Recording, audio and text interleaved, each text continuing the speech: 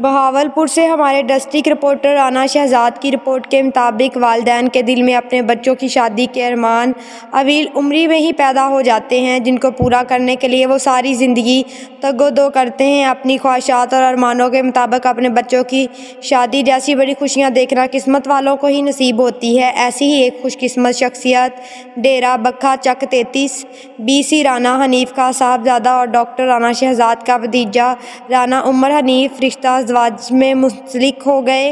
गुज़श्ता रोज़ गाँव में यादगार दावत वलीमा का एहतमाम किया गया। दावत वलीमा में राना अब्दुल रज़ाक, राना दिलबर हुसैन, राना मनीर अहमद, राना इश्तियाक, राना शहजाद अहमद, राना फरियाद, राना इफ़ज़ाल, राना बाबर अली, राना इमरान अनवर, राना वकास, राना महमूद असगर, राना जुल्फ़कार, शेख मोहम्मद रमज़ान, राना उस्मान रमज़ान चौधरी, इश्तियाक हैदर, मुजाहिद जट ने दावत वलीमा में शिरकत की और मुबारकबाद दी।